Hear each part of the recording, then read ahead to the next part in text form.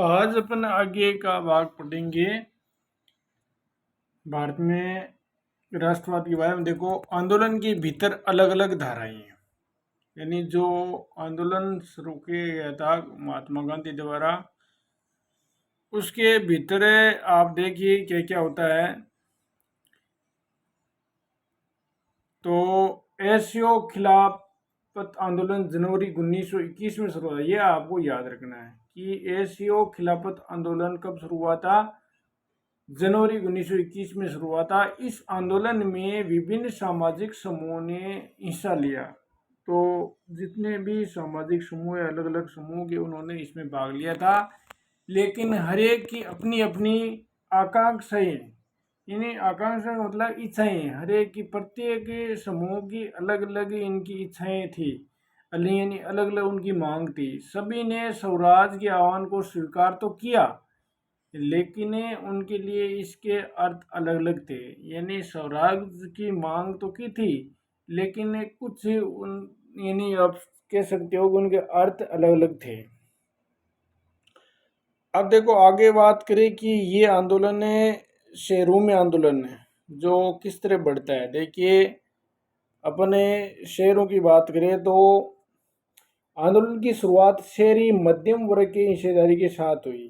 तो देखो, मध्यम वर्ग है जो बीच का, उसके साथ ये हुई थी। और हजारों विद्यार्थियों ने स्कूल कॉलेज छोड़ दिए थे। तो ऐसे जब आंदोलन किया गया तो छात्रों ने स्कूल कॉलेज छोड़ दिए, हेडमास्टरों और शिक्षकों ने इस्तीफे सौंप दिए थे। तो इस आंदोलन में साथ दिया था मध्यम वर्ग ने। हेडमास्टर, शिक्षक, उन्होंने अपने नौकरी से इस्तीफे सौंप दिए थे। और वकीलों ने मुकदमे लड़ना बंद किया। जो भारतीय वकील है, उन्होंने जो वकील का काम करते थे, उन्होंने अपना मुकदमा लड़ना बंद कर दिया था। और मद्रास के अलावा ज़्यादातर प्रांतों में परिषद चुनावों का बहिष्कार किया गया था। तो मद्रास को छोड़ करके बाकी जो परिषद थी उसमें ये चुनावों का उन्होंने बहिष्कार किया था।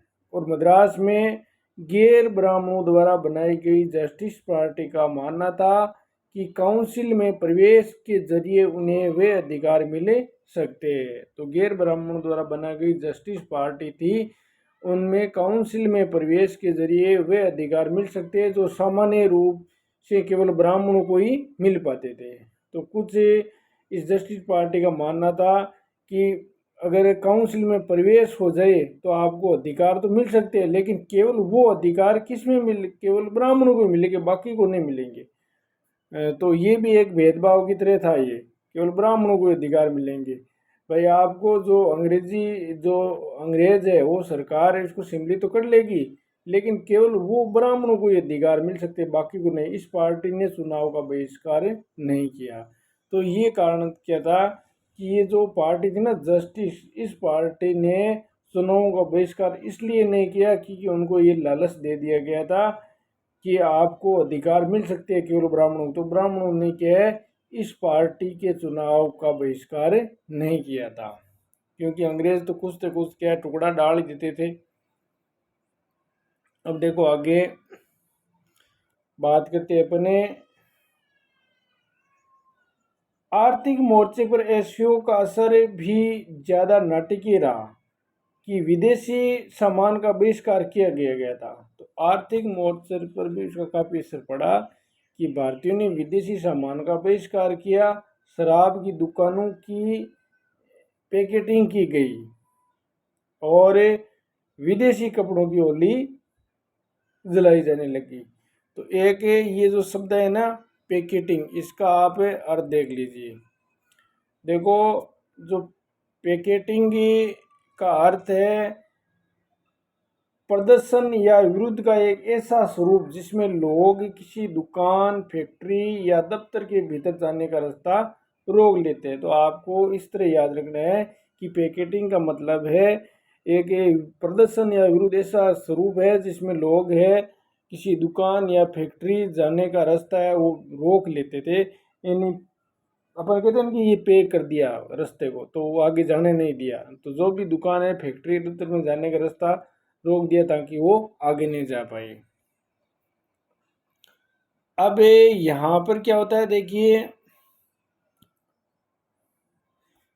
तो पैकेटिंग यहाँ पर की गई थी। और विदेशी कपड़ों की होली जलाई गई, यानी जो भी विदेशी कपड़े हैं उनको जला दिया गया था। और वो शराब की दुकानें हैं उनकी यानी पैकेटिंग की गई थी। और विदेशी कपड़ों की होली जलाई 1921 या 1922 के विदेशी कपड़ों का आयात आधा रह गया था। तो 1921 और 22 के बीच में जो विदेशी कपड़े, आयात का मतलब किसी दूसरे देश से वस्तुओं को मंगाना, तो यहाँ पर आयात है वो आधा रह गया था। इसकी कीमत 102 करोड़ से घटकर 57 करोड़ ही रह गई थी। अब देखो शुरुआत में जब आयात किया जाता 102 करोड़ को किया जाता, अब देखो इससे असहयोग आंदोलन का इतना असर रहा कि केवल 57 करोड़ ही रह गई।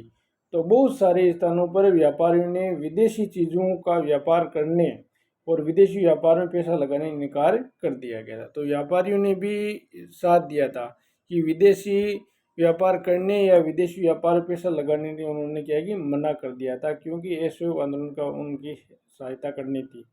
जब बहिष्कार आंदोलन फैला और लोग आयातित कपड़ों को छोड़कर केवल भारतीय कपड़े पहनने लगे, तो भारतीय कपड़ों मिलों और हथकरघों का उत्पादन भी बढ़ने लगा।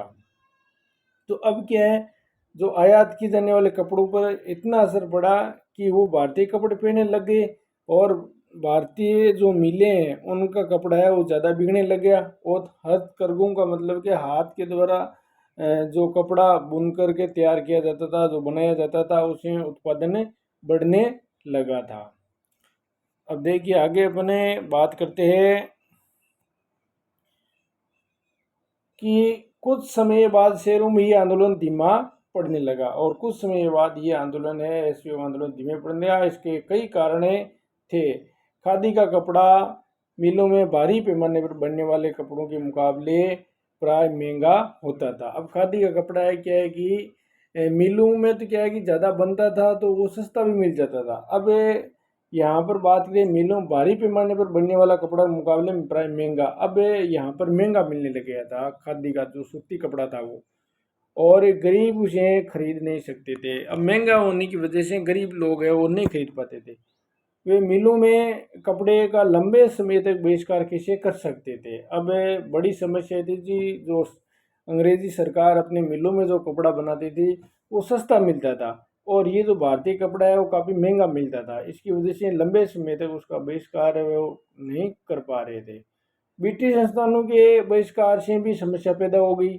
आंदोलन की कामयाबी के लिए वैकल्पिक भारतीय संस्थानों की स्थापना जरूरी थी।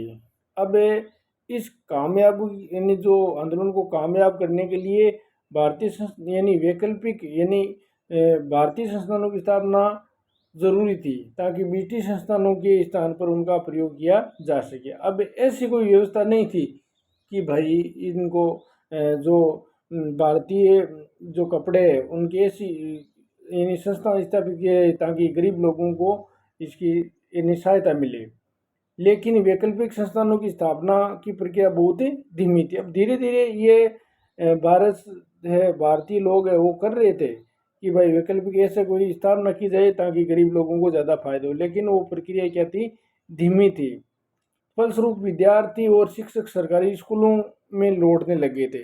धीरे धीरे क्या है उनकी स्थिति है वो ज़्यादा दिनों तक वो सहन नहीं कर पा रहे थे। विद्यार्थी शिक्षक स्कूलों की ओर लौटने लगे और वकील दोबारा सरकारी अदालत में दिखाई देने लगे थे। तो लगभग ये ऐसे आंदोलन 2 साल तक है, अपन मान सकते हैं कि ये लोगों ने साथ दिया। लेकिन लंबे समय तक क्या है कि आर्थिक स्थिति है वो भारतीयों की खराब हो रही थी, इसकी वजह से वो नहीं दे पा रहे थे साथ।